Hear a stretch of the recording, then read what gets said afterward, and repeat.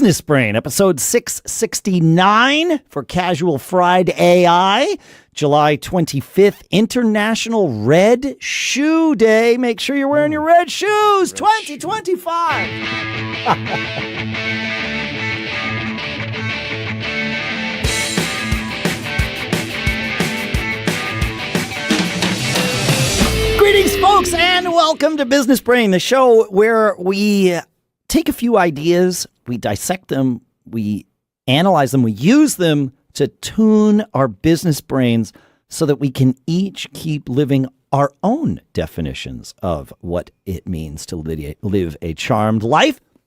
Speaking of charmed lives, if you go to openphone.com/businessbrain, our sponsor, you get 20% off your first 6 months of the #1 business phone system and service.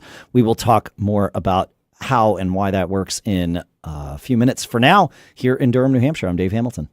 And in Lafayette, California, I'm Shannon Jean. Glad to be here. Hey, man. Yeah. Yep. It's FridAI. It's FridAI. Yeah. And we had a lot went on over, I guess it was maybe, I don't know if it was Friday that ChatGPT announced their new agent abilities, and I'd love to talk about it. Yeah, this is an interesting thing. I completely missed it until you had it obviously in the list of topics for today. This seems pretty fascinating. It's a big deal, and it's. You want to explain what it is? You want me to explain? Okay, go ahead. Yeah. So it's. I just asked ChatGPT, tell us about your new agent abilities. And it says, great. Yeah. They go beyond just chatting.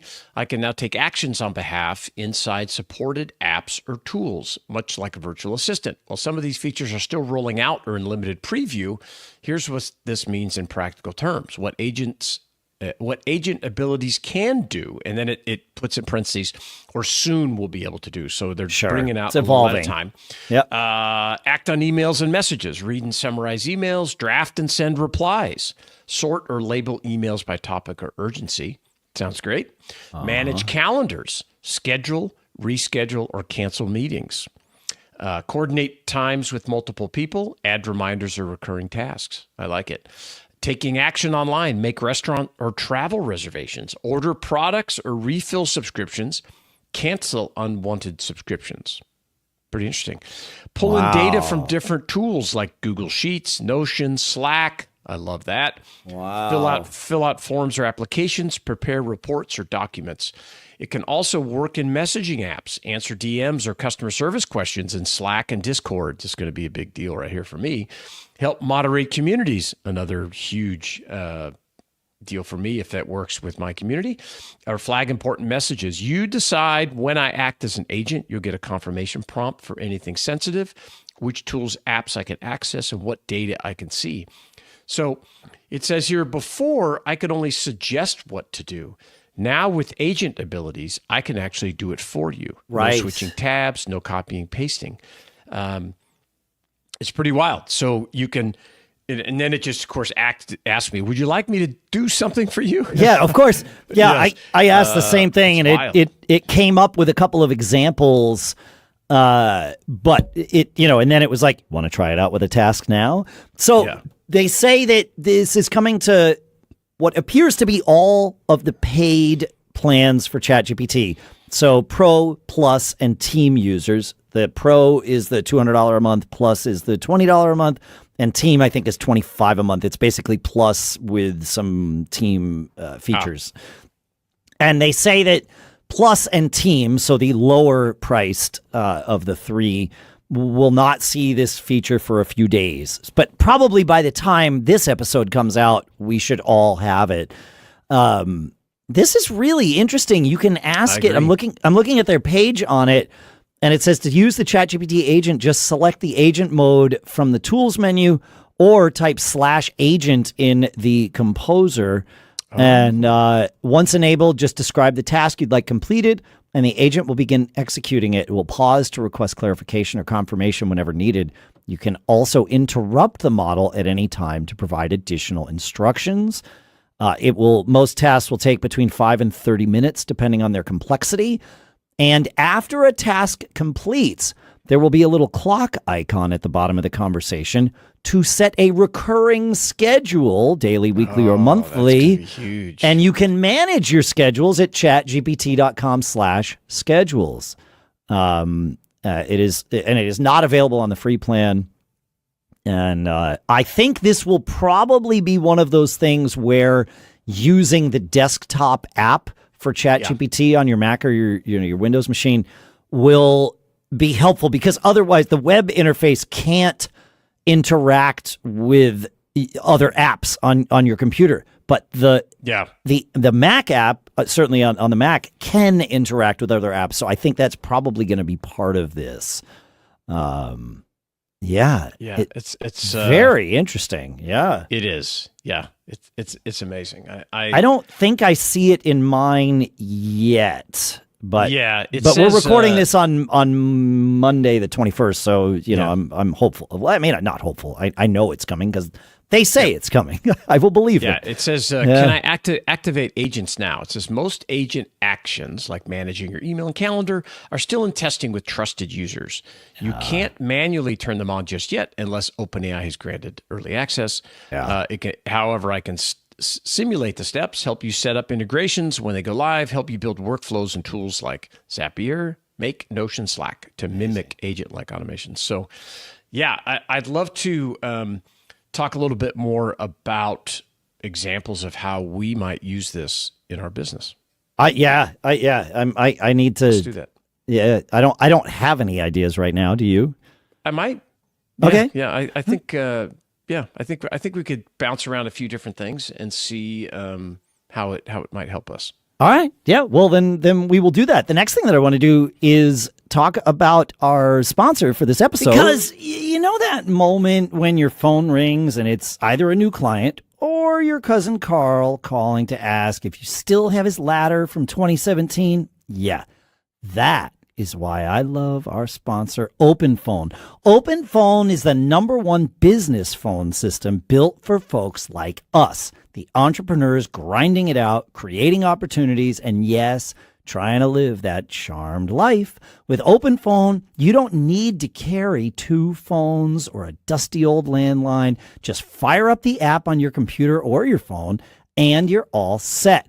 You and your team can share one number and handle calls and texts like it's a group chat with superpowers. Someone starts a convo, somebody else finishes it. Your customers get seamless service. You get more time to build your empire or alphabetize your snack drawer, your call, whatever you like.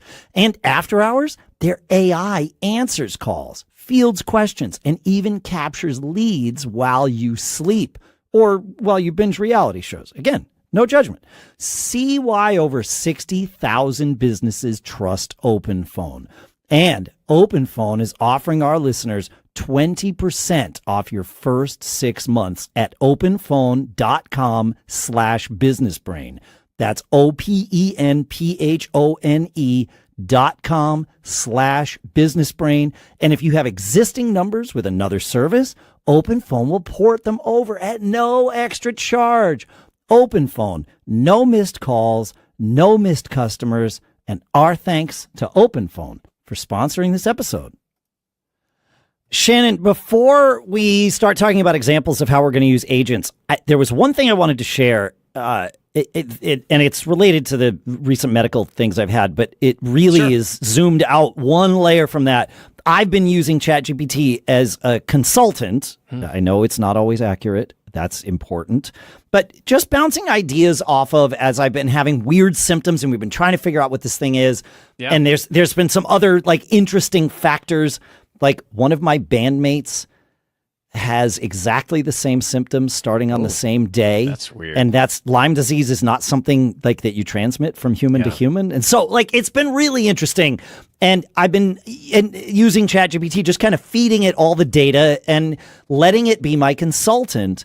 And whether you're doing this for a medical reason, for something personal, for your business, what I've found to be really interesting, and I have used it as a consultant for various other things, I think we kind of all do, is that it is not influenced by its biases, because of training or experience. You know, my doctor sees certain things in their practice and therefore, like we all do, they have to, like, that's literally what we pay them for, is their expertise based on, of course, their experience. But that also leads them, like if they say, well, you know, 8 times out of 10 that I've seen these symptoms, it's X. Doesn't mean that it's X this time, but we're going to lean that way because that's what my experience says it could be. But, you know, one outlying symptom might say, no, maybe it's this other thing, but they don't see that. And that's just because of how we humans are, that's how our brains work. So it's really interesting using ChatGPT as a consultant.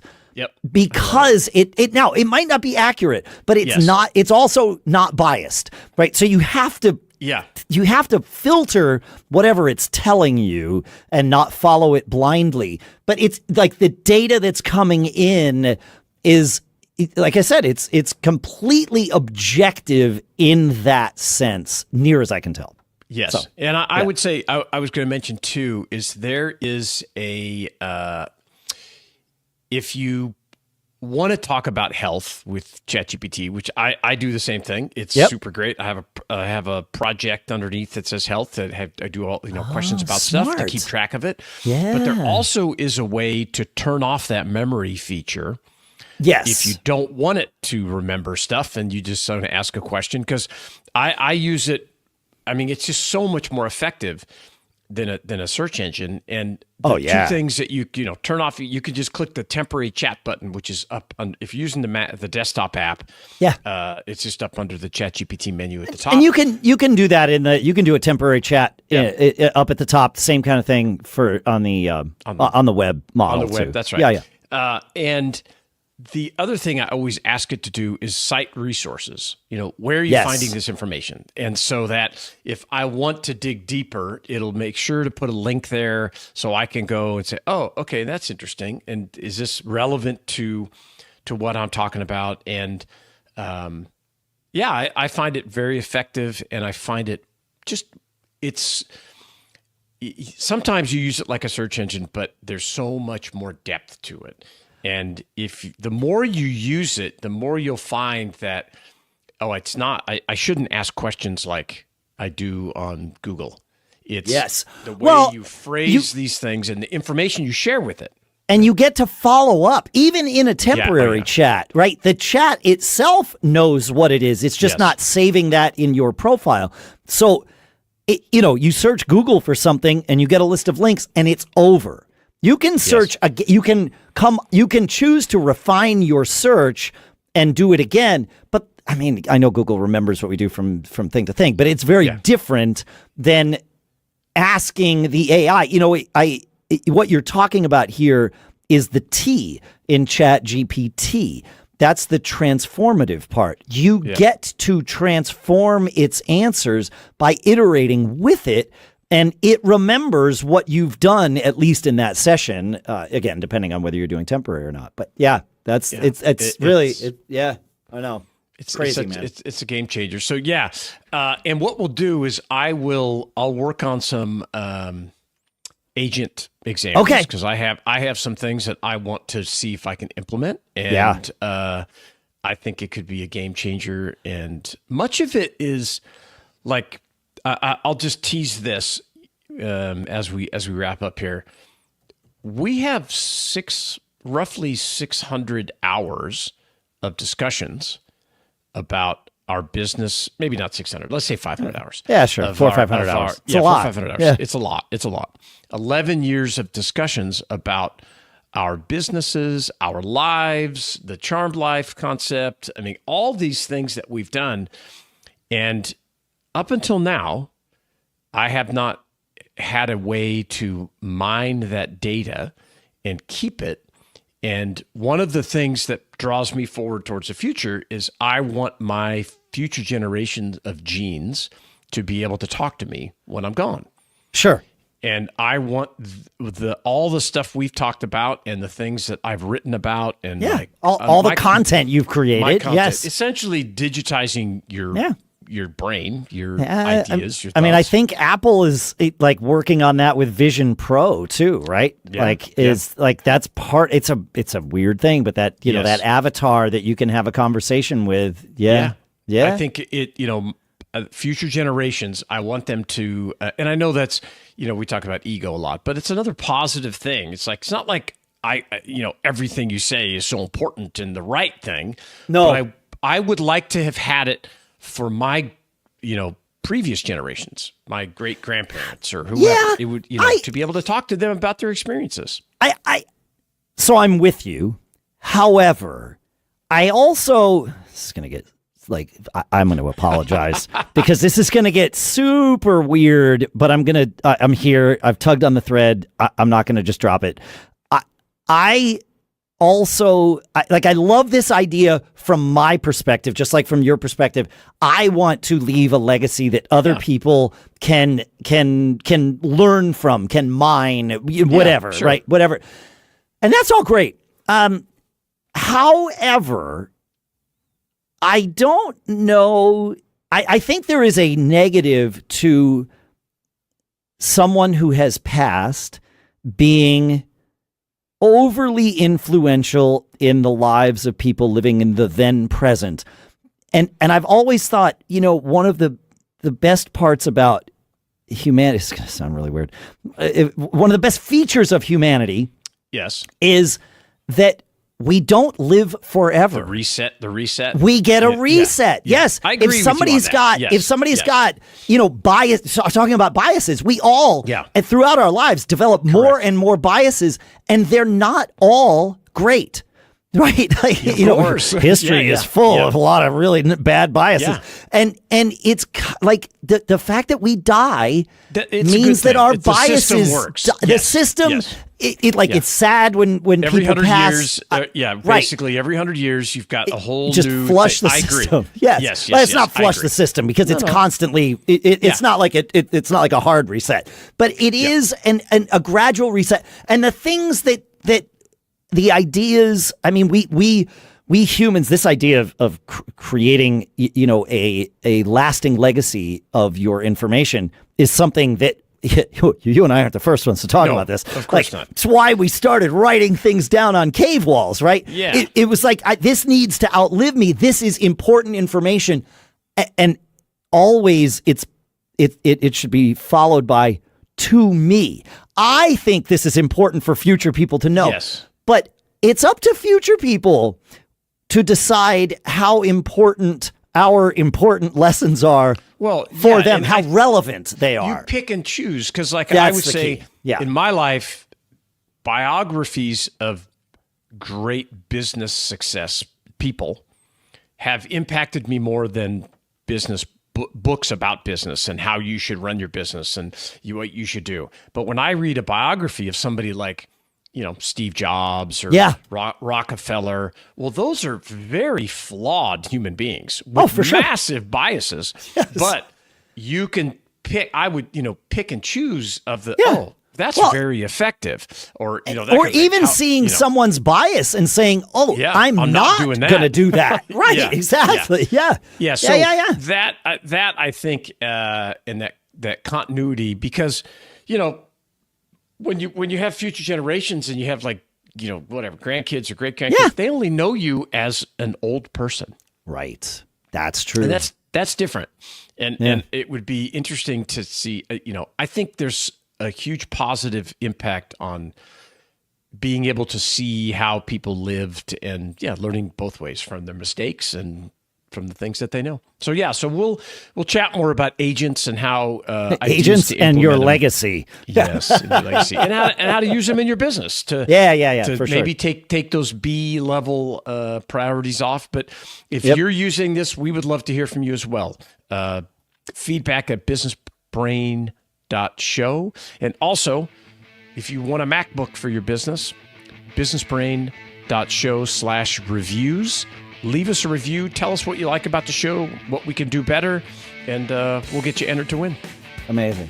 Thanks for listening, folks. We'll see you next time. Have a great weekend.